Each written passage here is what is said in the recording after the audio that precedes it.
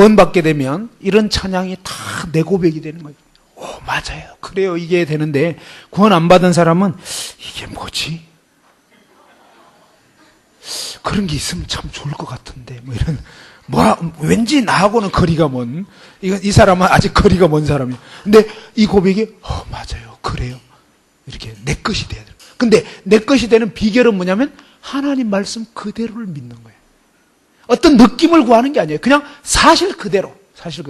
한 번 이런 적이 있었어요. 주일학교 선생님이 어떤 진리를 깨우치기 위해서 주일학교에서 실제로 있었던 일이라고 하는데 굉장히 비싼 시계를 하나 딱 가져와가지고 오늘 이 시계가 얼마 하는지 막 그걸 얘기를 하면서 이번에 이제 사실은 선물로 주려고 했다고 하면서 이 시계가 엄청 비싸고 좋은 거를 쫙 설명한 다음에 손을 드는 학생에게 이 시계를 주겠다 라고 얘기를 합니다. 근데 엄청 비싼 거를 막 다 얘기하고 그러니까 아이들 수준에는 도저히 가질 수 없는 그런 비싼 시계였단 말이에요. 굉장히 좋은 시계. 그러니까 이 주일 학생들이 너무 똑똑해가지고 다들 어떤 생각을 했냐면 선생님이 뭔가 그냥 뭔가 어떤 설명을 하고 이렇게 하다가 이 시간 끝나고 나서는 다시 회수 할 것 같은 너무 이렇게 오버를 한 거예요. 그래가지고 아무도 손을 안 드는데 그때 저기 뒤에 한 작은 꼬마아이가 6살짜리인가? 그런 아이가 그냥 그 주일학교 선생님 말을 그대로 믿어버린 거예요. 그래가지고 손을 들은 거예요. 걔만 손 들었어요. 나머지 손 안 들고. 그러니까 옆에 있는 조금 큰 아이들이 야야 손 내려. 선생님이 그냥 얘기하는 거야. 응? 야, 넌 그걸 믿니? 그냥 그러면서 막 손 내리라고 막 이러는데 그래도 이 아이는 진짜 선생님 말씀 믿은 거예요. 그래가지고 손 딱 들고 있으니까 그 선생님이 어떠냐면 너 나오라고 그래가지고 그 시계를 준 거예요. 일단 주일학교 시간 딱 끝나고 나서 그 다음에 끝나고 나니까 또 아이들이 뭐냐면 야 선생님 갖다 드려. 근데 그때 선생님이 뭐라냐면 아니 나는 오늘 분명히 준다고 했어. 너네들 안 들었고 저 아이가 손 들었기 때문에 저 아이에게 준 거야. 진짜로 준 거예요. 그러니까 그때서야 우리도 그러면 손 들걸. 이게 뭐예요? 하나님이 구원의 약속을 했는데 여러분이 안 믿으면 자기만 못 받는 거예요. 하나님은 정말로 이 선생님은 시계 하나밖에 없었어요. 근데 하나님은요 얼마든지 구원하실 수 있는 거예요. 하나님은 모든 사람을 구원하실 수 있는 능력이 있단 말이에요. 누구에게? 믿는 사람. 하나님의 이 말씀 그대로를 믿는 사람. 어떤 사람은 안 믿어. 그리고 자기 생각을 막 굴리는 거예요. 그럴 필요 없어요. 하나님 말씀 그대로니까. 하나님 말씀은요. 그래서 하나님은 너희가 돌이켜 어린아이와 같지 않으면 구원받을 수 없단 말이에요. 그럼 뭐예요? 어린아이 같이 단순하게 진짜 내가 말한 그대로 받아들이면 그대로 되는 거다 이 말이에요. 진짜 장대에 매달린 노뱀 쳐다보면 산다. 그렇게 얘기했을 때 그냥 그 말씀을 듣고 진짜 쳐다보니까 어떻게 됐다고요? 몇 사람이 살았다고요? 예, 쳐다본 사람 모두 나왔다. 모두 살아버린 거예요. 모두. 그죠? 그러니까 정말 우리에게 정말 필요한 것은 뭐예요? 하나님 말씀 그대로 믿는 거예요. 왜? 하나님은 진짜니까. 하나님은 거짓말 못해요. 그래서 우리 믿음의 근거는요, 이 말씀에 두는 거예요, 말씀에. 여러분 감정은요, 수시로 요동한다고요. 거기다가 한술 더 떠서 여자의 마음은 온유월에 팥죽 끓듯이 끓는다. 뭐 이런 게 있어요. 갈대에다가 막, 수시로 바뀌어, 수시로. 기분에 따라서 막 요동을 치는 거예요. 구원은 여러분의 감정, 기분 아니에요. 하나님의 영원한 진리의 말씀, 하나님이 뭘 어떻게 하셨냐 이거예요. 죄 가운데 빠진 우리 인간에게 예수님 뭐라고 말했습니까? 진실로 너에게 있는데 네가 털끝만한 죄라도, 여러분 이 자리에 있는 여러분 털끝만한 죄라도 남김없이 다 해결되기 전에는 절대로 지옥에서 못 나온다고 예수님 말씀한 거예요. 그러면 여러분은 정말 여러분의 죄가 털끝만한 죄도 남김없이 완전히 다 해결이 됐냐 이 말이에요.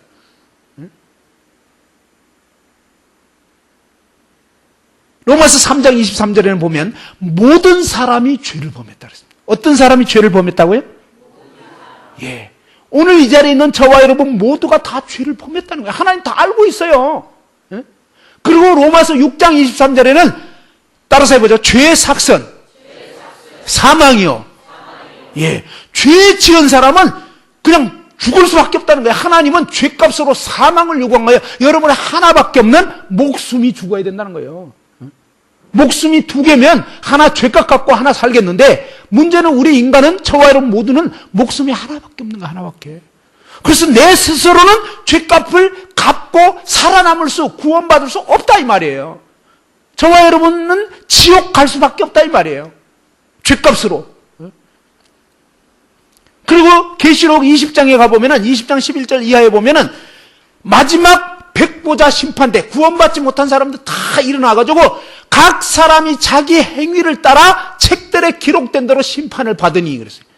결국은 모든 구원 못 받은 사람들이 다 지옥에, 자기 행위를 따라서 지옥에 떨어져요.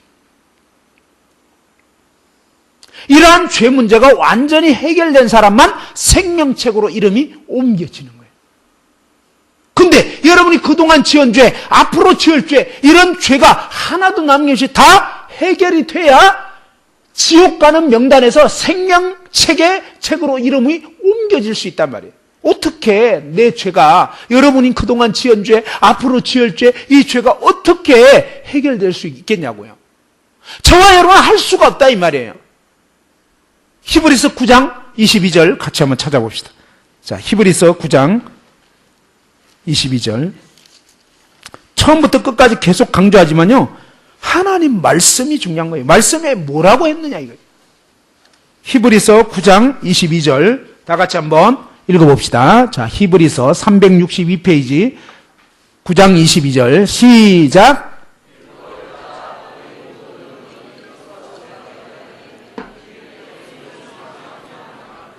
예, 하나님은요, 율법의 대표적인 거 10계명이에요.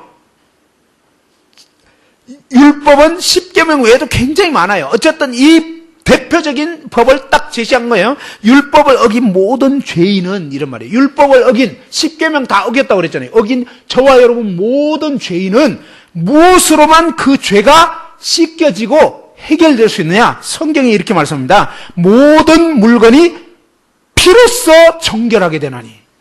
무엇으로 깨끗게 된다고요?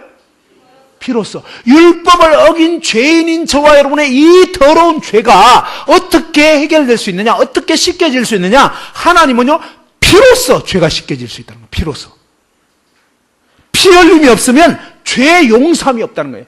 피가 흘려져야 죄가 용서된다는 거예요. 그러니까 죄를 지은 사람이 막 눈물로 회개하고 눈물로 자백하고 눈물로 감사 헌금하고 백날 해봐야 그건 죄값 아니라는 거예요. 성경에는 분명하게 뭐예요? 하나님 말씀 그대로 하신 거예요. 죄값은 사망이라는 거예요. 근데 이 사망이라고 하셨는데 다른 말씀으로 표현한 게 뭐냐? 죄값은 피 흘려 죽는 거다 이 말이에요. 그래서 왜 피가 흘려지면 죄가 깨끗게 씻겨지고 갚아지고 용서가 될 수 있는지 레위기 17장 11절에 보면 그 이유가 나와 있어요. 자, 구약성경 창세기 출애굽기 레위기에서 레위기 17장 11절.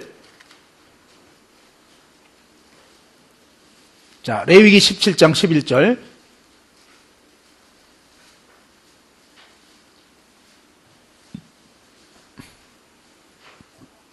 자, 레위기 17장 11절 한번 찾아서 읽어봅시다. 자, 같이 한번 읽어보죠. 시작.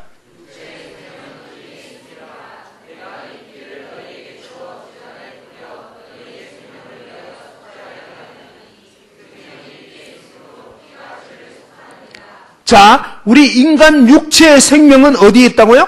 피에 있다는 거예요. 피가 돌아야 산소 공급도 되고요, 영양 공급도 돼서 살 수가 있단 말이에요. 사람이 피를 3분의 1 이상 쏟게 되면 죽어요.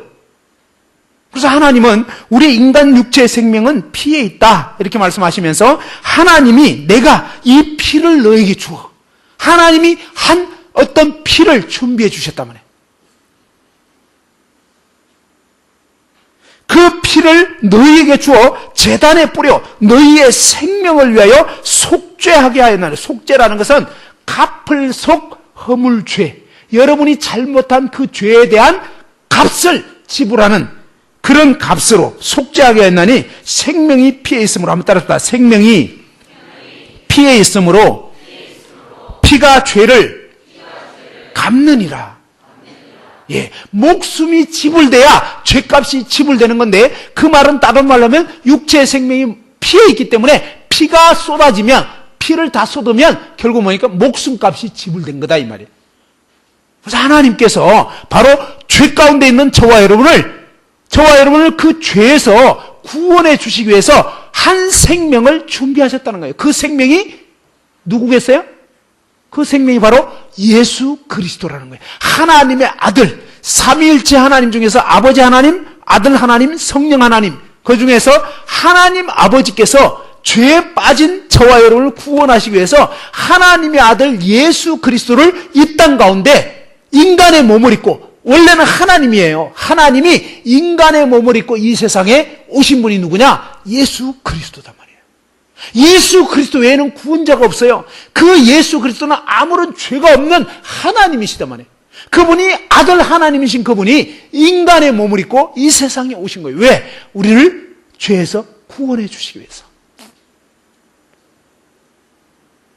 이 예수 그리스도가 오셔서 하실 일에 대해서 레위기에는요, 인간이 죄질 때마다 짐승이 대신 죽는 그런 대속 제물이 계속 죽어갔단 말이에요. 이 어떤 정결한 짐승, 그런데 양, 염소, 소, 비둘기, 이런 짐승이 정결한 짐승으로 인간이 죄질 때마다 그 제물을 끌고 와서 그 제물의 머리에 안수하고 제물이 대신 죽는 이런 제사를 계속 지내게 한 거예요. 이게 뭘 뜻하냐면 바로 장차 이 레위기가 기록될 당시는 지금부터 3,500년 전이에요.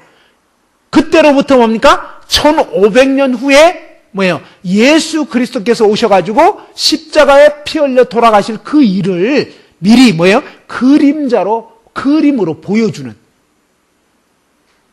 예행 연습을 하게 하는, 마치 여러분이 찬양대원이 실제 캠프하기 전에 미리 연습하잖아요. 미리. 그런 것처럼 뭡니까? 하나님이 이 세상에 구원자로 보내실 예수 그리스도 오시기 전에 짐승이 대신 죽는 이런 제사 제도를 통해서 사람들에게, 왜 인간이 죄 지었는데 저 죄 안 지은 짐승이, 그것도 흠없는 짐승을 잡아라고 했거든요.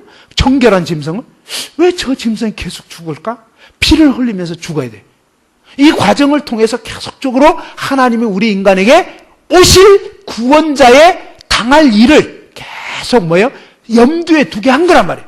왜? 우리 인간은 금방 못 믿는 거란 말이에요. 그래서 하나님이 이 두꺼운 성경에서 계속적으로 알려주신 거란 말이에요. 자, 레위기 4장 27절에 보면 그 속죄 제사의 장면이 나옵니다. 레위기 4장 27절. 자, 레위기 4장 27절.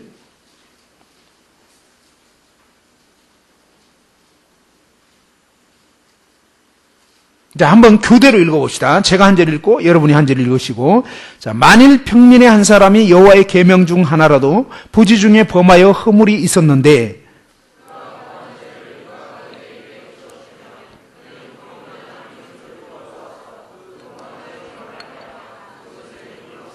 그 속죄 제물의 머리에 안수하고 그 제물을 번제물을 잡는 곳에서 잡을 것이요.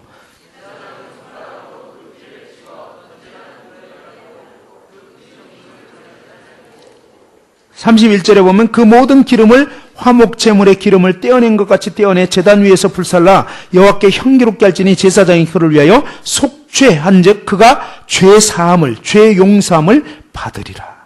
자, 만일 평민의 한 사람, 27절에 그죠? 보통 사람, 우리 같은 사람 중에 한 사람이 하나님의 계명, 10계명 중에 그죠? 또 아니면 여러 가지 계명 중에 한 개라도 부지 중에 자기도 모르게 죄를 지어도 죄는 죄다 이 말이에요. 그러면 허물이 있었는데 이 사람은 어떠냐? 그 죄 때문에 죄의 삭선 사망, 지옥에 가야 되는데 지옥 가지 않고 구원받기 원한다. 그러면 그가 범한 죄를 누가 그에게 깨우쳐 주면 그는 흠없는 암염소를 끌고 와서, 또 다음 말씀에 보면 그는 흠없는 양을 끌고 와서, 다 아무튼 이 속죄 제물을 말하는 거란 말이에요. 끌고 와서 자기가 범한 죄로 말미암아 그것을 예물로 삼아. 그런데 자, 저기 앞에 있는 그 학생 한번 여기 앞에 있는 학생 우리 여학생하고 이렇게 잠깐 나와주면 좋을 것 같아요.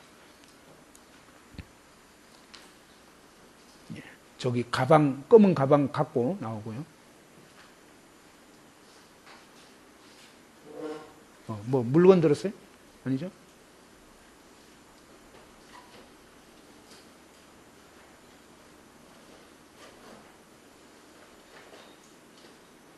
예. 자, 이 앞으로 이렇게 나와 주시고요.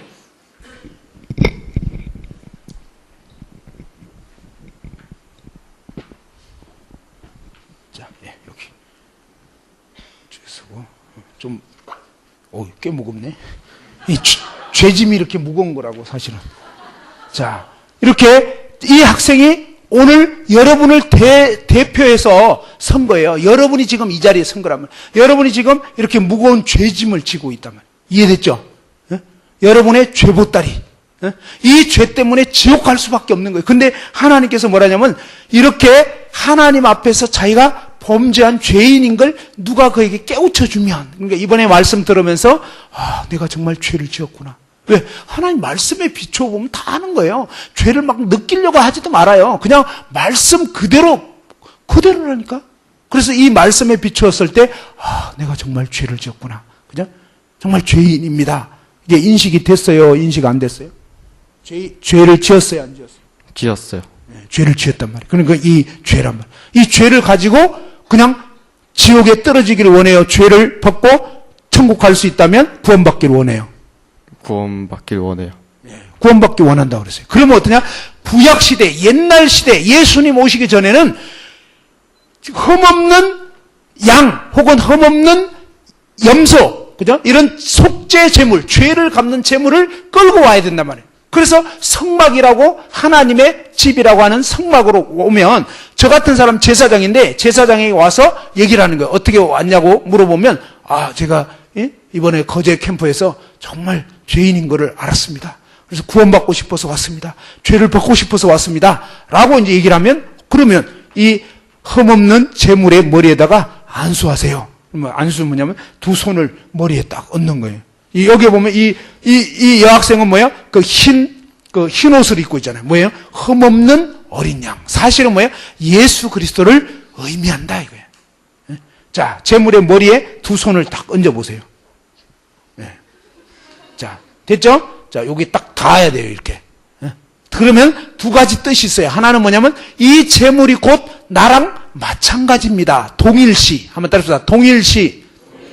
예, 나랑 마찬가지다. 이런 뜻이고요. 두 번째 뜻은 한번 따라서 해보죠. 옮겨지다. 전가되다. 예, 바로 이 학생이 가지고 있는 모든 무거운 죄짐이, 자, 요거를 이게 다 옮겨져 버린 거예요. 이 여학생이 지기에는 너무 무거운 것 같은데. 안타깝게. 자, 그냥 이렇게 이 무거운 죄짐을 사실은 예수 그리스도가 지셨다, 이 말이에요. 무슨 말인지 알겠죠? 저와 여러분의 죄를, 바로 당신의 죄를 예수 그리스도께서 짊어지셨단 말이에요. 이렇게 짊어지시면 어떠냐면, 구약 시대에는 원래는 뭡니까? 이 사람이 죄, 삭선, 사망, 죽어야 되는 거예요. 근데 이 사람의 죄가, 이 학생의 죄가 제물에게 옮겨져 버렸기 때문에 학생 대신에 제물이 죽는 거예요. 그래서 제사장은 뭐냐면 제물을 기둥에 묶어놓고 미리 칼을 준비를 해놓고 이 칼을 뭐냐면 죄인에게 쥐어주는 거예요. 죄인이 제물을 잡는 거예요. 이 제물은 누구 때문에 죽는 거예요? 누구 때문에? 죄 때문에 죽는 거예요? 죄 때문에 죽는데 누구 죄 때문에? 바로 내 죄 때문에. 무슨 말인지 알겠죠? 내가 지은 죄 때문에 이 제물이 내 죄 짊어지고 죽는 거예요. 그래서 결국은 뭡니까? 내가 죽인 거예요. 내가 죄를 안 지었더라면 이 제물을 안 죽어도 되는 거예요. 이해됐죠? 누구 때문에 죽는지. 그래서 이 제물을 죄인이 잡는 거라고요. 죽인다고. 그리고 막 배를 가르고 팔다리 다 자르고 각을 뜬다 그러는 거예요. 그러면 제사장이 미리 여기다가 대야를 딱 받쳐놔요. 그러면 제물이 죽으면서 피를 쏟는 거예요. 피 흘림이 없으면 죄 용서함, 죄 사함 없는 거예요. 그래서 피를 탁 쏟아서 죽게 되면은 이 제물의 피를 제단 위에다가, 제단의 네 뿔에다가는 이 학생이 지은 죄를 기본적으로 기록을 해놓게 돼 있어요. 거기다가 뭡니까? 피로 그 목록을 싹 덮게 되는 거예요. 가리게 되고. 그래서 뭐예요? 마치 죄책에 기록된 죄가 그 피로, 예수님 피로 싹 덮어지면서 그 사람의 이름이 옮겨지게 되는 것처럼, 그리고 제단 둘레에 피를 탁 뿌리고, 그러고 나서 어떠냐면 이 제물을 번제단 위에 올려놓고 밑에서 장작불을 피워서 완전히 불태워서 죽여버리는 거예요. 끝내버려요. 그렇게 해서 완전히 소각이 되고 나면 그때서 제사장이 뭐냐면 학생의 죄 때문에 저 죄 없는 양이, 사실은 뭐예요? 예수 그리스도가 대신 피 흘려 죽었기 때문에 학생의 모든 죄는 다 갚아졌습니다. 이제 죄가 용서되었으니 평안히 가십시오. 이렇게 됩니다. 그래서 뭐냐면 구원을 받았다. 그런 의미가 된다 이 말이에요. 무슨 말인지 이해됐죠? 예, 자, 두 분 수고하셨고 박수 쳐주시고 들어가십니다.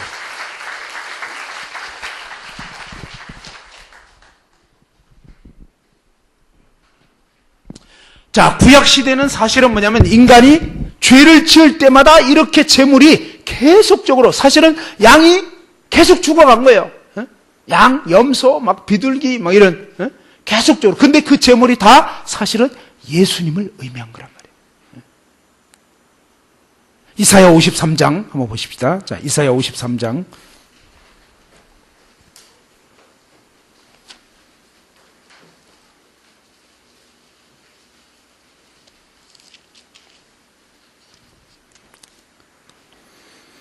(4절) 그는 실로 우리의 질고를 지고 우리의 슬픔을 당하였거늘 우리는 생각하기를 그는 징벌을 받아 하나님께 맞으며 고난을 당한다 했노라. 5절 한번 읽어봅시다. 5절 시작.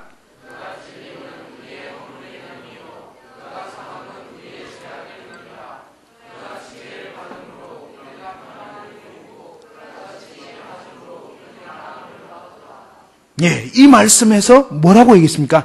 예수님이 십자가에 못 박혀 돌아가시고 피 흘려 돌아가시고 창에 찔려 돌아가시고 가시 면류관을 쓰시고 온갖 고난을 당하게 되는 그 일이 왜 그렇게 되는 거냐? 이 말씀에서 알려주는 것은 그는 실로, 진짜 사실로 뭐예요? 우리의 질고를 지고 우리의 슬픔을 당한단 말이에요. 5절에 그가 찔리는 것은 우리의 허물 때문이라는 거예요. 우리라는 말은요, 나가 들어가야 우리가 되는 거예요. 나가 빠지면 너희가 되는 거예요. 이해됐죠? 그러니까 우리의 허물, 이 말은 내 허물인 거예요. 내 허물. 내가 항상 가장 먼저 들어가야 우리가 되는 거예요. 이해됐죠? 그러니까 사실은 이 말씀은요, 나라고요. 예수님이 찔린 것은 나의 허물 때문인 거예요. 자, 각자가 이렇게 한번 나로 바꿔서 한번 읽어봅시다. 5절, 자, 시작. 그가 찔림은 나의 허물 때문이요 그가 상함은 나의 죄악 때문이라. 그가 징계를 받음으로 나는 평화를 누리고 그가 채찍에 맞음으로 나는 나음을 받았도다. 그죠? 예수님이 왜 찔렸냐? 바로 내 허물 때문이고, 예수님 왜 못 박히고 상하셨냐면 내 죄악 때문에, 내 죄를 담당해 주시려고 그가 징계받음으로 나는 평화 누리고 그가 채찍 맞음으로 나는 나음을 받았다. 6절에 보니까 우리는 다 양 같아서, 그죠? 저와 여러분은 다 짐승 같아서, 그죠? 그릇 행하고 양심을 속이고 각기 제 길로 각자 자기가 주인 돼서 내 마음대로, 내 고집대로, 내 감정대로, 내 기분대로 살았단 말이에요. 그래서 원칙적으로는 지옥에 던져져야 되는데, 그런데 여호와 하나님께서는 뭐예요? 아버지 하나님께서는 우리 모두의 죄악을, 누구의 죄악을? 나의 모든 죄악을, 이 말이에요. 한번 따라합시다. 하나님 아버지께서는 나의 모든 죄악을 예수 그리스도에게 담당시키셨도다. 이게 무슨 뜻이에요? 자, 아까 여기 옆에 있던 이 남학생의 그런 무거운 죄 보따리를 예수 그리스도에게 탁 옮겨지게 됐을 때 이 학생의 죄가 예수 그리스도에게 옮겨져 버린 거예요. 다시 말해서 여러분의 죄가 예수 그리스도에게 옮겨졌다고요. 근데 그 일을 누가 하셨다고요? 여기 말씀해 보니까 6절에 보니까 우리는 다 양 같아서 그릇 행하여 각기 제 길로 갔거늘 여호와께서는 우리 모두의 죄악을 그에게 담당시키셨도다. 누가? 여호와께서는, 하나님 아버지가 그렇게 하셨다는 거예요. 우리는 한 게 없어요. 저 저와 여러분은 아무 행한 게 없어. 근데 하나님 아버지께서 다 해버린 거예요. 어떻게? 저와 여러분 모든 죄 보따리를 다 예수 그리스도에게 옮겨버린 거예요. 무슨 얘기냐면요, 바로 암 환자와 같은 저와 여러분 죄악의 암을 갖고 있었는데 우리는 수술실에 그냥 아무 생각 없이 그냥 마취된 상태로 이렇게 누워 있었는데 하나님 아버지께서 뭐예요? 그 아들 예수 그리스도에게 내가 가지고 있던 모든 죄악의 암덩어리를 옮겨버렸다는 거예요. 예수 그리스도에게. 아무런 죄 없으신 그분에게 나의 모든 죄덩어리를 옮겨버렸다고요. 내게 있는 걸 다 빼가지고. 하나님 아버지께서 그렇게 하셨단 말이에요. 하나님이 그렇게 하셨으면 남겨둔 게 있을까요? 인간 의사도 암세포 하나도 남김없이 다 도려낸단 말이에요. 발견하는 쪽쪽. 몰라서 못하는 수도 있지만. 근데 하나님 다 아시잖아요. 다 아시는 하나님께서 뭐예요? 털끝만한 죄라도 있으면 지옥이거든요. 그래서 뭡니까? 저와 여러분 모든 털끝만한 죄까지 남긴 싹 다 도려내서 예수 그리스도에 옮겨버린 거예요. 아멘? 그게 하나님 말씀이라고요. 그래서 이 하나님 말씀 그대로 믿는 게 구원이라고요. 내가 어떻게 한 게 아니라고요. 여러분이 어떻게 한 게 아니라고요. 하나님 아버지께서 그렇게 해주셨단 말이에요. 이 말씀이 100% 진짜란 말이에요. 진짜. 여러분 안 믿어도 사실이라고요. 그래서 이 말씀 그대로 받아들여. 왜? 하나님 아버지께서 그렇게 하셨다는데. 이건 하나님 말씀인 거예요. 그렇잖아요? 하나님 말씀하신 그대로 믿는 게 구원이라고요. 그게 믿음이라고. 믿음이라는 게 막 여러분이 만들어내는 게 아니에요. 하나님 뭘 하셨냐 이거예요. 하나님이 그 아들 예수 그리스도를 보내주셨다는 거예요. 그 예수 그리스도에게 나의 모든 죄를 옮겨주셨다는 거예요. 그런데 이 이사야 말씀은요, 사실은 예수님 오시기 700년 전에 예언을 했던 거란 말이에요. 근데 이 예언하신 그대로 뭡니까? 예수님이 이 세상에 2000년 전에 이 세상 유대 땅 베들레헴에 나시게 됐단 말이에요. 그리고 그 예수님이 이제 30세 되셨을 때 하나님의 보내신 구원자로서 공적인 삶을 사시게 됩니다. 근데 그때 뭡니까? 세례 요한이 예수님을 보고 예수님 침례받고 올라오실 때 비둘기가 성령께서 비둘기 같은 형체로 쫙 예수님이 임하시게 되면서 위에서 하늘에서는 하나님 아버지께서 이는 내 사랑하는 아들이고 내 기뻐하는 자다. 예수님 침례받고 올라오실 때 성령이 비둘기 같은 형체로 쫙 임하시게 되면서 세례 요한도 뭡니까? 메시아가 누구인지 몰랐다가 하나님 지시를 받았거든요. 성령이 누구에게 내리든지 그가 바로 메시아다. 그래서 세례 요한이 보고 뭡니까? 보라! 세상 죄를 지고 하는 하나님의 어린 양, 바로 그 구원자다. 구약시대에 그렇게 죽어갔던 그 어린 양, 짐승, 그 짐승, 속죄 짐승이 바로 예수님 얘기하는 거라는 거예요. 요한복음 1장 29절 한번 찾아봅시다. 자, 신약성경 요한복음 1장 29절.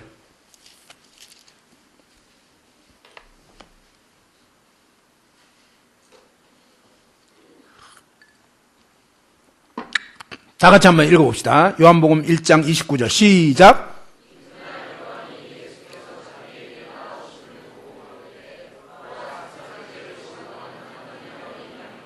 예, 이튿날 세례 요한이 예수님께서 자기에게 나오시는 걸 보고 뭐라고 말했냐면 보십시오.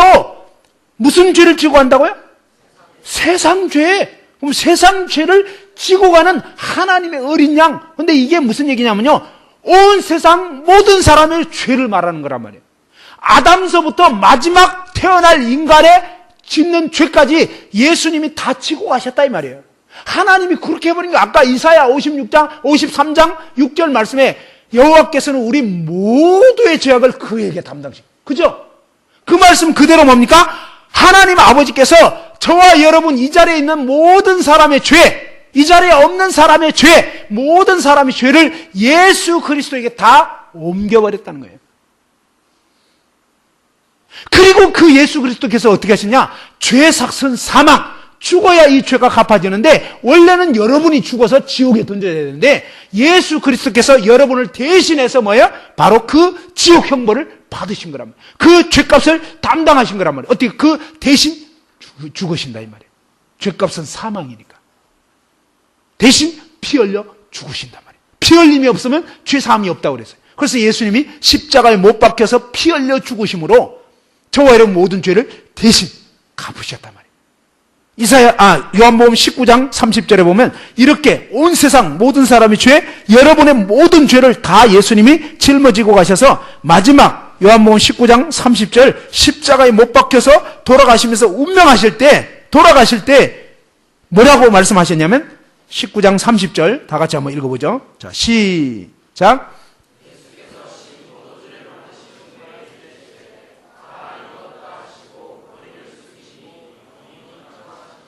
자, 예수께서 신포도주를 받으신 후에 이르시되 다 이루었다. 얼만큼 이루었다? 다 이루었다. 이건 뭐예요? 테텔레스타이라는 말인데 값을 다 지불했다. 죄값은 사망인데 예수 그리스도께서 죄값을, 예수님이 내가 너의 모든 죄값을 다 갚았다. 홀라도 털끝만한 죄라도 남김없이 다 갚기 전에 결단코 지옥에서 못 나온다고 했는데 예수님이 내가 너의 죄를 다 갚았다. 얼만큼 갚았다고요? 누구의 죄를? 예, 나의 죄를. 오늘 이 자리에 있는 저와 여러분 모두 한 사람 한 사람의 죄를 예수 그리스도께서 대신 그 십자가에 피 흘려 돌아가심으로 다 갚아버렸단 말이에요. 히브리서 9장 12절 한번 보십시다. 자, 히브리서 9장 12절.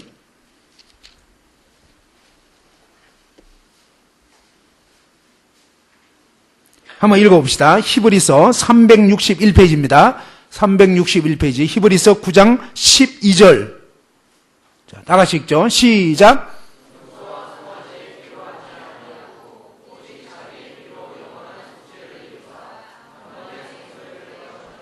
예, 염소와 송아지의 피로 아니하고, 자, 옛날 시대에, 구약 시대에는 죄진 사람들이 죄 지을 때마다 사실은 속죄 제물을 염소, 양, 송아지, 비둘기 이런 걸 가져와야 됐단 말이에요. 근데 인간이 죄 지었는데 짐승, 양이 죽는다고 되겠냐 이 말이에요. 값이 틀려요. 그래서 사실은 안 되는 거예요. 근데 하나님께서 일단 임시 방편으로 그냥 예수님 오실 때까지 일단은 넘어가 주신 거예요. 인간이 죄 져놓고 짐승 죽는다고 100마리, 1000마리, 10,000마리, 10만 마리 죽어도 안 되는 거예요. 왜? 값어치가 틀려요. 값이 틀리다니까. 예를 들어서 여러분이 한 10억의 빚을 졌다고 한번 쳐보죠. 10억이라는 빚을 져놓고 단돈 100만 원 내면 돼야 안 돼요? 갚아지나요?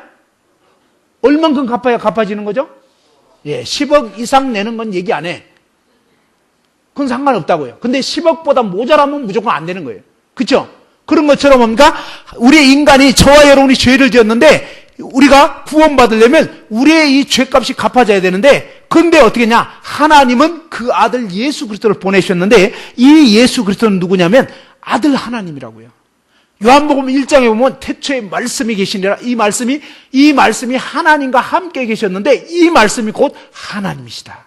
그래서 이 말씀으로 말미암아서 만물이 지은 바 되었으되 지은 것이 하나도 말씀 없이는 된 것이 없다. 이 말씀 안에는 생명이 있었는데 이 생명은 사람들의 빛이라. 빛이 세상에 왔을 때 사람들이 깨닫지 못하되 참빛 곧 세상에 와서 각 사람의 빛은 빛이 있었나니 하면서 이 빛이 세상에 왔을 때 사람들이 자기의 행위가 악함으로 빛보다 어둠을 더 사랑하면서 이 빛 대신 말씀 하나님을 받아들이지 않았다는 거예요. 영접하나도 그 이름을 믿는 자들에게 하나님의 자녀가 되는 권세를 주셨으니 말씀이 육신이 되어 우리 가운데 거하심에 독생자의 영광이요 하나님의 은혜와 진리가 충만하더라. 바로 이 말씀 하나님이 누구냐? 예수 그리스도란 말이에요. 그 예수 그리스도가 인간의 몸을 입고 오셨다고요. 그분이 뭐예요? 바로 십자가에 못 박혀 돌아가시면서 하나님이신 그분이 인간 나의 죄를 대신 담당하고 죽어주셨단 말이에요. 하나님이신 그분이 인간이 되셔가지고 인간의 몸으로 오셔서 내 죄값을, 여러분의 죄값을 치러버렸단 말이에요. 내가 지은 죄값이 예를 들면 여러분이 지은 죄값 다, 온 인류가 지은 죄를 다 합쳐도 뭐예요? 예수님은 하나님이시기 때문에 하나님의 목숨값이 훨씬 큰 거란 말이에요. 무슨 말인지 이해되나요? 여러분이 빚진 것이 예를 들면 한 100만 원치 빚졌다. 100만 원치는 아니네. 예를 들면 뭐 한 1억을 빚을 졌다. 그러면 그분이 갚으신 것은 막 말로도 할 수 없는 거예요. 말로도.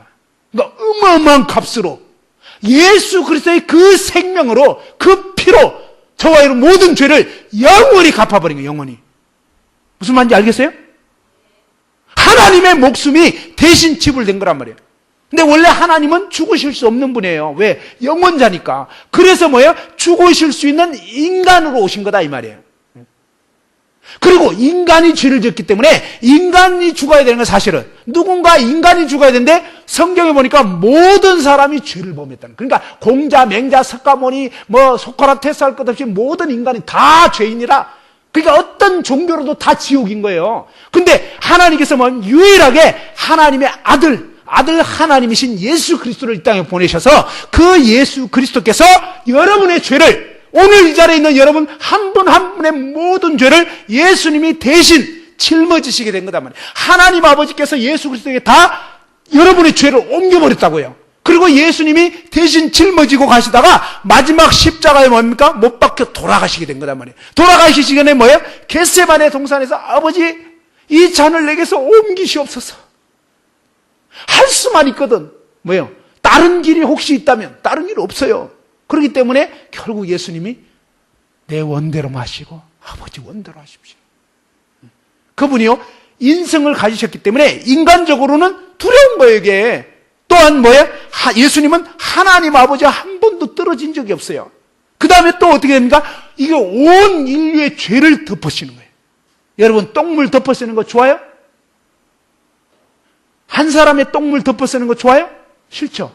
근데 여기 캠프에 온 사람들 모든 사람 똥 싼 거를 다 홀로 덮어 쓴다 그러면 괜찮겠어요? 끔찍할 거예요. 근데 뭐예요? 예수님은 온 인류의 그 죄의 똥을 덮어쓰게 되는 거예요. 이게 완전히 죄덩어리가 되는 거예요. 그래서 뭡니까? 흉측한 뱀의 형상이 돼버린 거예요. 그 장대에 매달린 노뱀! 아무런 죄 없으신 그분이 결국은 뭡니까? 하나님의 아들이시라고요. 침례받을 때 예수님에게 하나님 아버지께서 뭐라고 그랬습니까? 이는 내 사랑하는 아들이고 내 기뻐하는 자라고 그랬는데 그 예수님이 마지막 십자가 달리시기 직전에 뭡니까? 겟세마네에서 기도한 이후부터는요 완전히 달라집니다. 하나님 아버지께서 등을 돌려버렸어요.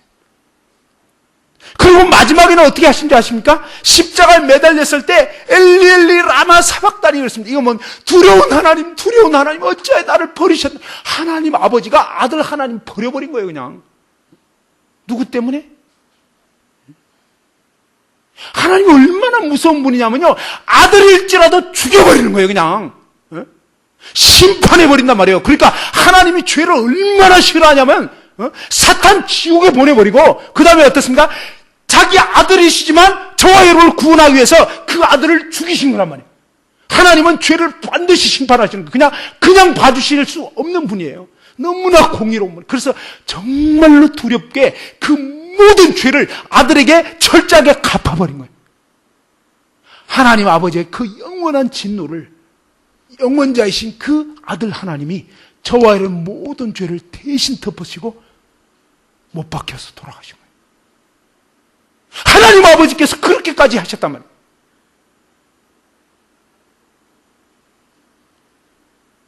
그래서 이 십자가에는 예수 그리스도의 그 죽으심을 통해서 하나님 아버지의 공의가, 하나님의 그 공정한 의가, 하나님의 그 거룩하심, 하나님의 그 진노, 저와 여러분이 지은 모든 죄값을 하나님이 그대로 갚으시는, 쏟으시는 하나님의 분노, 하나님의 진노가 쏟아지는 거예요. 그러니까는 예수님이 하나님에 대해서 그전까지는 항상 아빠, 아버지라고 그랬습니다. 근데 십자가 달리셨을 때 유일하게 뭡니까? 엘리, 엘리 그랬습니다. 엘리라는 것은 두려운 하나님. 아빠라고 말 못해요. 이제 너무나 무서운. 그러니까 왜요? 온 인류에게 쏟아야 할, 여러분을 지옥 보내야 할 그 진노를 예수 그리스도에게 쏟으시는 거예요. 그러니까 예수님이 그 사실을 미리 아시기 때문에 너무너무 두려웠던 거예요. 생각해 보세요. 한 사람의 죄를 대신해서 매맞는 것도 두려울진데 온 인류의 죄를 대신 벌받는다는 생각이에요. 우리 반에 모든 학생들이 시험 못 봐가지고 그 매를 10대씩 맞는데 그 10대나 전부 다 모아가지고 한 사람이 맞는 생각이에요. 매 맞는 것만 생각해도 이 끔찍한 건데 온 인류의 죄를 그분이 홀로 담당하시는 거예요. 그러니까 얼마나 무섭고 두려운 일이에요. 예수 그리스도께서 그렇게까지 하신 거예요. 왜요? 저와 여러분을 구원해 주시려고. 이게 장난이 아니란 말이에요. 이게 진짜란 말이에요. 이것을 믿지 않는 사람은 정말로 하나님을 모독하는 거란 말이에요. 하나님이 그렇게까지 하셨단 말이에요. 여러분의 알량한 싸구려 감정이 아니란 말이에요. 진리란 말이에요, 진리. 하나님이 그 아들을 죽이실 정도로 죄를 갚아버리고 지옥에 던져질 수밖에 없는, 지옥에 보내야 하는 그러한 저와 여러분 모든 죄를 하나님이 그 아들 예수 그리스도에게 옮기시고, 그 예수 그리스도가 저와 여러분을 대신해서 십자가에 못 박혀 돌아가시고 그 피로 저와 여러분 모든 죄를 영원히 갚아버려요. 그래서 영원한 속죄를 이뤘다.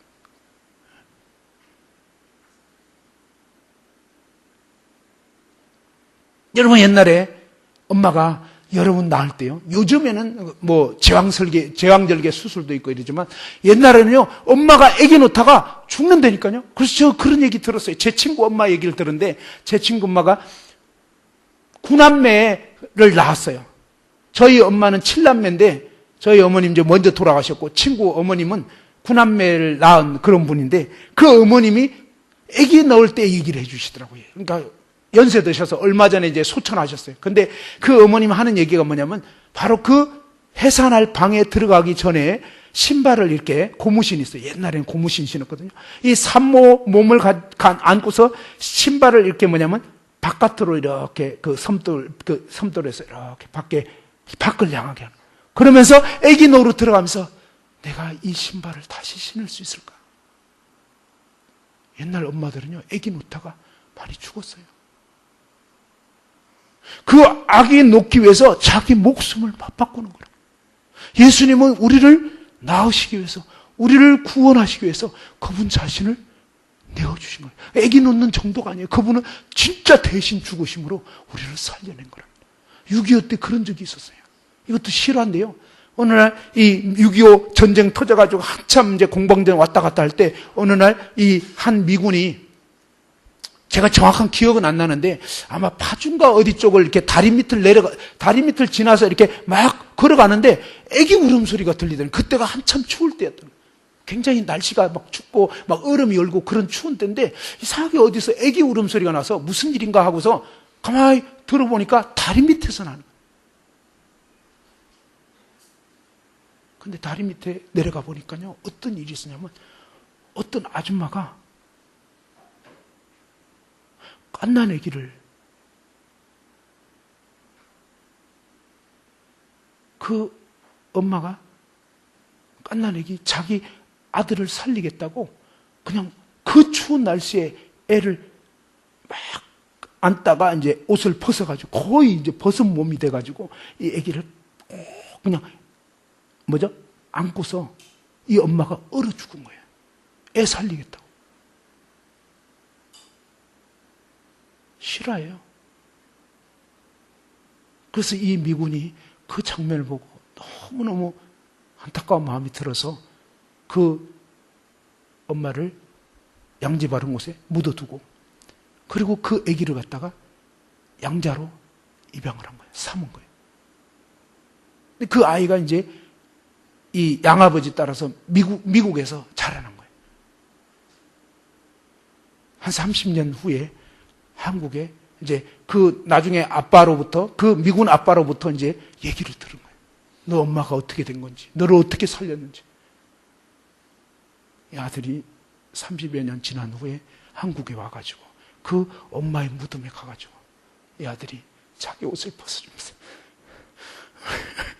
엄마, 나 때문에 나를 살리기 위해서 그렇게 자기 옷을 벗어 엄마 무덤에 막 덮어줘.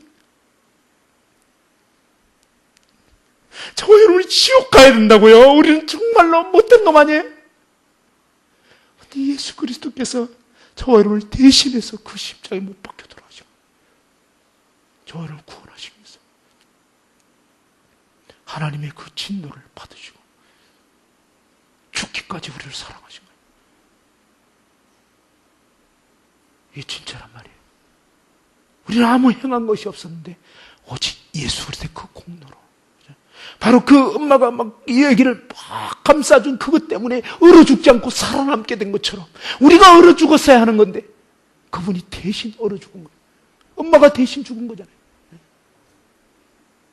그런 것처럼 예수 그리스도께서 바로 저와 여러분을 대신해서 그 십자가에서 내 모든 죄를 짊어지고 피 흘려 돌아가셨다. 그렇게 해서 다 이루었다. 내가 너의 모든 죄를 다 갚았다. 이제 우리에게는 뭐예요?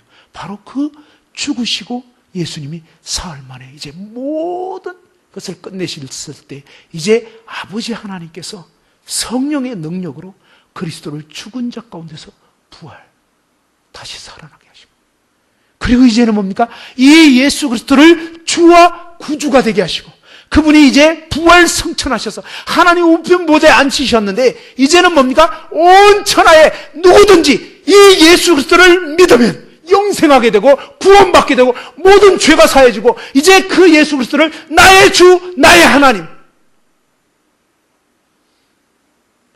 그분이 다 하십니다. 누구든지 이 예수 그리스도를 믿고 의지하기만 하면 그분이 이루신 그 놀라운 사실을 받아들이고, 믿는 게 뭐예요? 받아들이고, 뭘 해야 되는 게 아니에요. 그냥 그분이 다 하셨다는 거예요, 이미.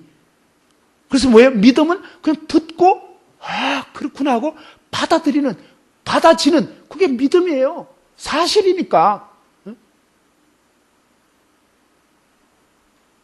마지막 한 가지 얘기만 하고 끝내겠어요.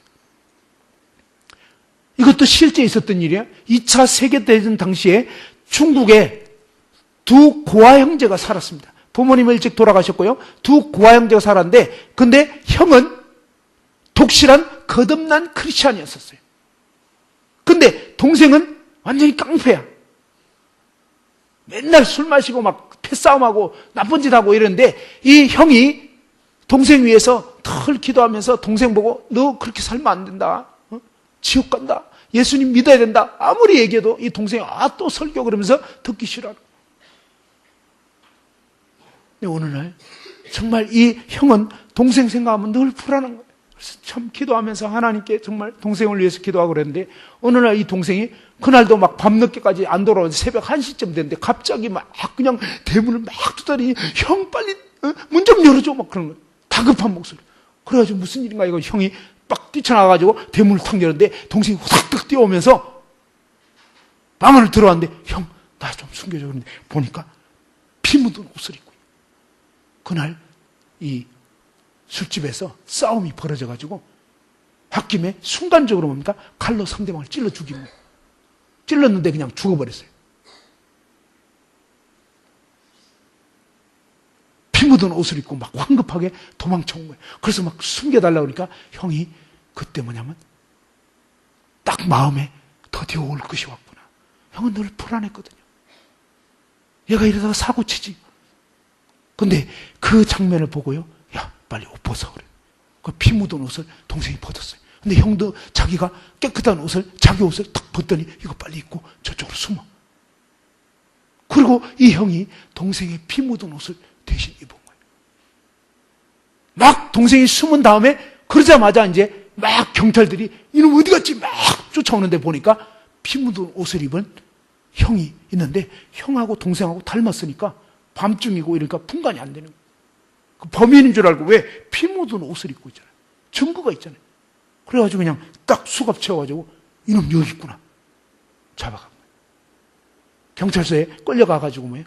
조서를 꾸미는데, 너가 바로 그 사람 죽인 그놈 맞지? 딱 그러는데 이 형이 뭐라냐면, 예, 제가 바로 그 벌을 받아야 할 사람입니다. 아니, 벌을 받아야 될 사람, 그 벌을 받아야 될 사람이라니까, 이놈이 이제 붙잡히니까 순순히 그냥 인정하는구나. 무슨 말인지 이해됐죠? 증거도 있는 데다가 순순히 인정하니까 그 벌 받아야 된다니까, 이놈 범인 맞구나. 그래가지고 그냥 조서 꾸며가지고 검찰에 올리고 그 다음에 재판부에 올렸는데 결국 판결이 딱 나서 사형언도가 된 거예요. 감옥에 갇혔는데 문제는 뭐냐면 사형되기 전까지 이 형의 모습은 너무너무 모범스러운 거예요. 보통 사람하고 틀린 거예요. 도저히 사람 죽인 사람 같지가 않아. 왜? 독실한 크리스찬이거든. 거듭난 그리스도이거든. 근데 문제는요, 그러니까 그 죄수를 보는 사람마다, 간수들마다 안타까운 거, 이상하다. 저 사람 정말 사람 죽일 사람 같지가 않은데. 우리 주님이 그러신 거예요. 그에게는 죄를 찾지 못하겠다. 아무 죄가 없으신 분이 예수님. 근데 이 형이 결국 뭡니까? 내일 오전 9시에 사형을 당하게 됐어요. 그때 형이 교도소장에게 면회를 요청한 거예요. 그러면서 소장님에게 죽기 전에 한 가지 부탁이 있다고. 모범수의 부탁이었기 때문에 정말 이 소장님이 무슨 일인지 내가 들어줄 수 있는 거면 들어주겠다 그랬어요. 근데 편지 하나를 썼는데 내일 오전 9시 제가 사형당하고 나면 이 주소로 절대 뜯어보시면 안 되고 발송해 주시겠습니다. 들어보니까 어려운 게 아니에요. 그러니까 소장의 명예를 걸고 들어주겠다. 자네 부탁이라. 그렇게 해서요. 드디어 다음날 오전 9시에 사형 집행이 되어버렸어요. 그리고 그 편지가 주소대로 발송이 돼요. 네 형이, 그 동생이 어느 날 우편배달부가 편지를 가지고 왔는데 보니까 형의 필적인 거예요. 형이 잡혀간 지 몇 달이 지나서 지금 이제나 저제나 어떻게 된 건가 막 했는데 형의 필적을 본 그가 황급히 확 뜯어봤는데 첫머리가 딱 나오는 게, 동생아, 나는 너를 대신해서 죽는다. 너는 나를 대신해서 살아다오. 그러면서 그 편지에 쭉 사연이 적혀 있는 거예요. 나는 예수 그리스도를 믿고 죽어도 영원한 천국에 들어가지만 너는 하나님 믿지 않고 죄 가운데 살다가 죽으면 영원한 지옥에 던져질 걸 알기 때문에 내가 너에게 그렇게 권유했지만 넌 듣기 싫어했다. 사실 나는 너를 볼 때마다 불안했고 너를 위해서 기도했다. 사건이 일어난 그날 정말 너 그 피 묻은 모습과 나를 숨겨달라고 할 때 나는 마음에 정했다. 너를 대신해서 죽기로. 이 편지를 받아볼 즈음이면 나는 더 이상 이 세상 사람이 아니다. 너는 이 편지를 받아보면 꼭 교회 가서 하나님 말씀을 듣고 예수님이 누구인지, 그분이 무슨 일을 하셨는지, 예수님을 꼭 믿고 구원받은 새 사람이 되어서 나를 대신해서 남은 생을 살아다오. 이렇게 유언을 남긴 거예요. 근데 생각해 보세요. 이 형은요, 진짜 귀한 분이었어요. 정말 훌륭한 그리스도인이었어요. 근데 이 동생은요, 쓰레기였어요. 인간 쓰레기. 맨날 쓰레기 같은 인생을 사는 그런 아주 개 같은 인생이었는데, 아니 그렇게 고귀한 형이 자기 같은 인간을 대신해서 죽는다고 하니까 그때서야 정신이 난 거예요. 이건 말도 안 된다는 거예요. 형이 죽는다고 그러니까 거기서 막 정신이 난 거예요. 그래서 막 울면서 형 죽으면 안 돼. 막 교도소로 막 달려가가지고 막 우리 형 사람 죽인 게 아니라 내가 죽인 거라고. 우리 형 죽으면 안 된다. 막 이상한 말을 하니까 도대체 뭔 말하는지. 아니 왜 그러냐고 좀 차근차근 얘기해보라고 하니까 몇 달 전에 있었던 그 살인 사건의 주범이 나라는 거예요. 사형받은 그 사람은 범인 아니라는 거예요. 이게 얼마나 큰일이에요.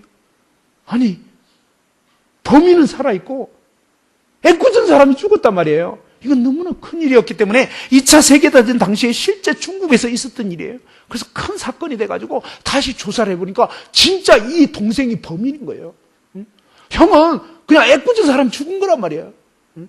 그렇게 해가지고 어떠냐면 이게 다시 재조사가 돼가지고 재판이 벌어졌는데 형 판결이 어떻게 났냐면 피고 아무개는 무죄라고 했어요. 사람 죽였는데. 왜요? 형법에는요, 일사부재리 원칙이 있어요. 뭐냐? 어떤 죄에 대해서 값을 물어버린 것에 대해서는 끝이에요. 더 이상 묻지 않는 불문율이 있는 거예요. 우리가 지금 사실은 몇 년 전에 있었던 일을 아는 사람 알아요. 뭐냐? 노무현 대통령, 고 노무현 대통령이요, 친인척 비리가 있었어요. 검찰에서요, 이 조사가 막 들어가면서 쬐어 들어가니까 이제 결국은 뭡니까? 친인척들이 줄줄이 뇌물 먹은 거 이런 것들이 드러날 상황이 돼버린 거예요. 그때 노무현 대통령이 어땠냐면 부엉이 바위 위에서 결국 뭐예요? 떨어져서 자살해버렸어요. 전직 대통령이 죽어버렸어요. 그랬을 때 우리 온 나라가 할 말을 잃어버렸어요. 그리고요, 검찰에서도 더 이상 수사할 수 없게 돼버려요. 한 사람의 죽음으로 더 이상 친인척 비리 캘 수 없게 돼버려요. 다들 숙연해져 버려요.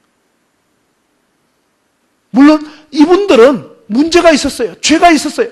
그러나 우리 주 예수 그리스도는 아무런 죄가 없으신 분이에요. 그분이 저와 너를 대신해서 그 십자가에 피 흘려 죽으셨단 말이에요. 그분이 죽은 자 가운데서 부활하셨단 말이에요.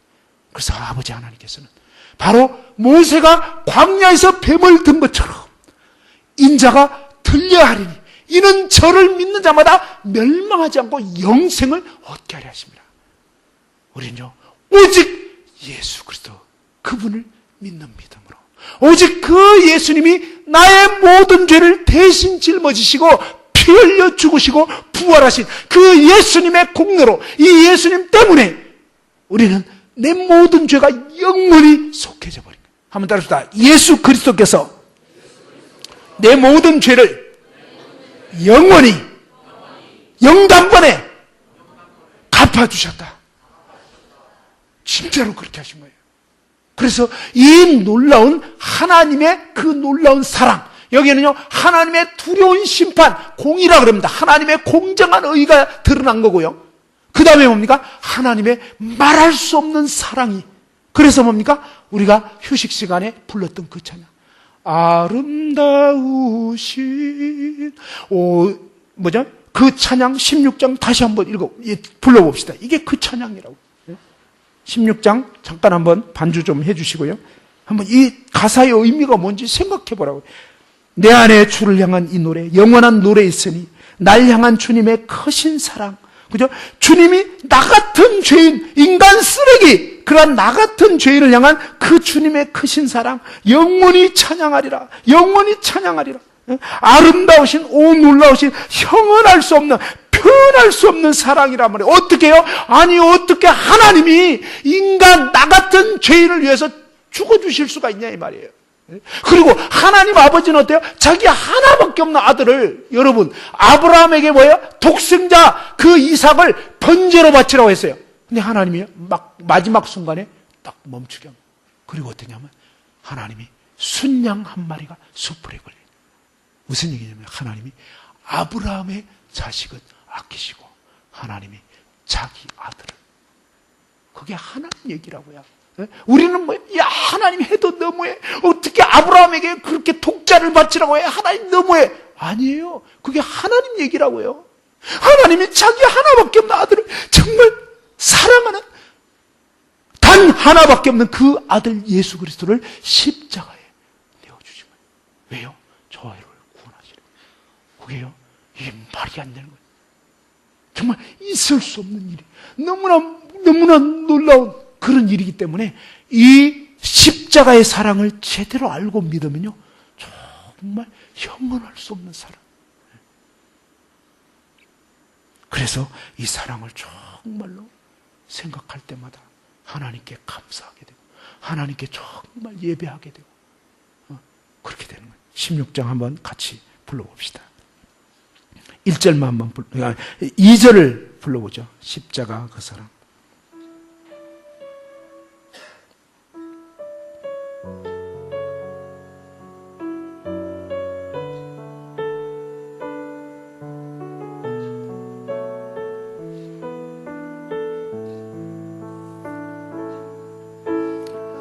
십자가 그 사랑 찬양하리. 날 구원하신 그 사랑, 내 삶을 드려 찬양하리라. 영원히 찬양하리라.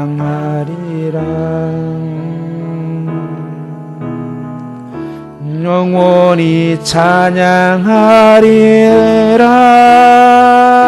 아름다우신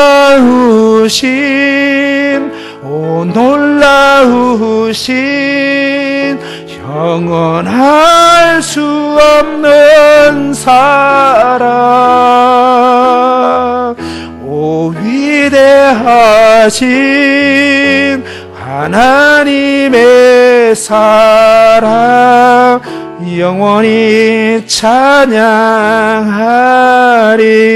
주와 같은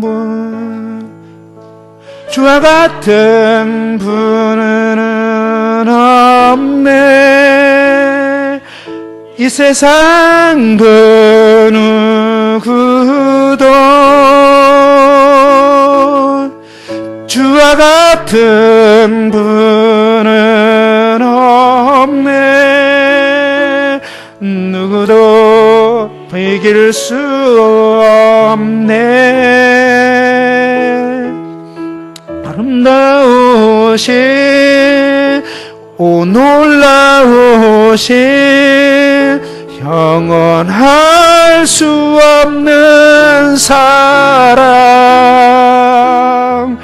오 위대하신 하나님의 사랑 영원히 찬양하리. 예, 정말로 중요한 것은 이것이 영원히 변치 않는 사실이란 말이에요. 우리의 감정과 기분 아니에요. 그분이 수술을 끝내셨단 말이에요. 무슨 얘기입니까? 기뻐하십시오. 수술이 성공적으로 마쳐졌습니다. 라고 한 것처럼요, 예수 그리스도께서 내가 너의 죄를 다 이뤘다. 다 갚았다. 넌 지옥 갈 필요가 없어. 내가 너의 지옥 형벌을 다 해결했어. 내 피로 네 죄를 다 갚았어. 마귀 올 테면 말하는 거예요. 왜? 이제 마귀는 더 이상 여러분을 책잡을 수 없는 거예요. 왜? 내가 그 학생의 죄를 내가 다 갚았어. 사탄이 이제 더 이상 여러분을 어떻게 할 수 없는 거예요. 왜요? 예수 그리스도의 그 못 박힌 자국, 그 창에 찔린 옆구리로 부활하신 그 예수님께서 도마에게 나타나서 도마 못 믿고 있었어요. 내가 그 손가락에 정말 이 못자국에 내 손가락 넣어봐야 믿겠다고 그랬어요. 팔뚝을 넣어봐야 되겠다고 그랬습니다. 부활하신 예수님이 한 주 지나서 도마야, 네 손가락으로 내 못자국을 만져라. 네 팔뚝으로 정말 내 옆구리에 넣어봐라. 그리고 믿음 없는 자가 되지 말고 믿는 자가 되라. 그때 도마가 부활하신 주님 앞에 무릎을 꿇었어요.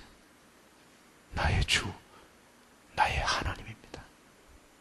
도마는 그때 구원받은 거예요. 도마는 3년 반 동안 예수님 따라다녔지만 안 믿었어요. 근데 예수님의 그 죽으시고 부활하신 예수님 앞에 비로소 무릎을 딱 꿇었어요. 구원은 그분에게 있는 거예요. 구원은 뭐예요? 그분이 하신 일이에요. 우리의 어떤 게 아니에요. 안 믿었기 때문에 해당이 안 됐던 것뿐이었어요. 적용이 안 된 것뿐이었어요. 그런데 뭡니까? 그 예수님이 구원인 거예요. 그 예수님이 하신 일이 구원인 거예요. 피 흘림이 없으면 죄사함이 없는데 염소와 송아지의 피로 아니고 오직 자기 피로 영원한 속죄를 이뤘다. 아멘? 누구의 죄를 지고 왔다고요? 내 죄! 바로 저와 여러분의 모든 죄를 그분이 영단번에 영원히 담당하신 거예요. 그래서 예수님 감사합니다. 제가 주님 믿습니다. 주님 믿겠습니다. 주님 저 때문에 그 십자가 지신 거 감사합니다. 네. 다 같이 한번 기도하겠습니다.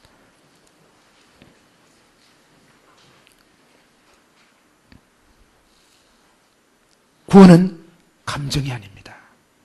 구원은 바로 그분과 그분이 하신 일입니다.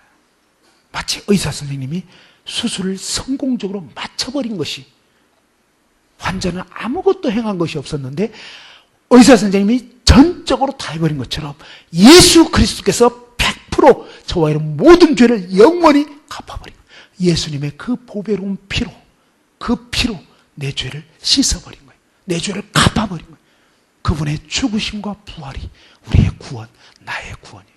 나의 주, 나의 하나님. 오늘 이 시간 이 말씀을 듣고 정말 예수 그리스도께서 나 때문에 그 십자가 지셔서 나의 모든 죄를 담당해 주신 거 감사합니다. 이미 믿으신 분 말고요. 이번 집회에서 예수님이 정말로 나 때문에 그 십자가 지셔서 나의 모든 죄를 사해 주셨구나. 제가 오늘 이 시간 이제 예수님을 믿습니다. 저의 모든 죄를 사해 주신 예수님을 저의 주, 저의 구원자로 믿습니다. 오늘 이 시간 말씀을 정말 이제 마음에 믿은 분, 이전에 믿은 분 말고 이번에 오늘 이번 캠프 때 듣고 말씀이 믿은 이런 학생들 또 그런 청년들 있으시면 손 들어서 오른손을 들어서 펴주시기 바랍니다. 눈을 감은 상태에서 또 계십니까? 손을 좀 높이 들어서 펴주시기 바랍니다. 예수님이 정말 나의 모든 죄를 담당해 주신 거 믿습니다. 주 예수님 믿습니다. 감사합니다. 눈을 감은 상태에서 한 번 더 손을 높이, 요번에 믿게 되신 분 손을 한번 높이 들어보세요. 그래요. 손 드신 분들은 그 자리에서 한번 조용히 일어나 주시기 바랍니다. 한번 기도해 드리겠습니다. 손 드신 분들은 그대로 요번에 정말 말씀 듣고 믿은 분은 손은 내리시고 그대로 자리에서 조용히 일어나 주시기 바랍니다.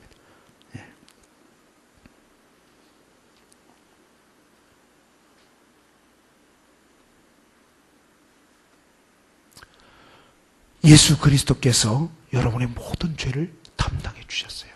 그 예수님을 정말 믿는 거예요. 그분 말씀 그대로. 그것이 구원이에요. 그래서 오늘 이 시간에 한번 주님 앞에 정말 감사 기도 한번 드리고 마치도록 했으면 좋겠습니다. 같이 한번 따라서 한번 기도하시죠. 저를 따라서 좀 일어서신 그런 분들 다 같이, 그 다음에 앉아 계신 분은 조용히 목소리로 같이 한번 기도하겠습니다. 하나님 아버지, 저는 지금까지 하나님을 모르고 제가 주인이 되어 죄 가운데 살았습니다. 저는 죄인입니다. 저의 모든 죄를 예수 그리스도께서 대신 짊어지시고 십자가에 피 흘려 죽으심으로 저의 모든 죄를 다 담당해 주신 것 믿습니다. 감사합니다. 이제 죽으시고 부활하신 주 예수님을 저의 주, 저의 하나님으로 믿습니다. 저를 구원해 주신 예수님 이름으로 아버지 하나님께 감사기도 드립니다. 아멘. 조용히 자리에서 앉아주시고요. 자, 오늘 말씀을 듣고 정말 이 말씀이 아직 좀 잘 안 믿어진다, 그럼 뭔가 좀 도움받기 원한다, 이런 분들은 개인적으로 또 상담을 해주시면 좋겠고요. 그 다음에 좀 이렇게 오늘 중요한 시간이어서 제가 좀 시간을 많이 사용하게 된 거에 대해서 죄송하게 생각합니다. 어쨌든 개인적으로 좀 또 좀 광고해 주시고 마무리해 주시면 좋을 것 같습니다.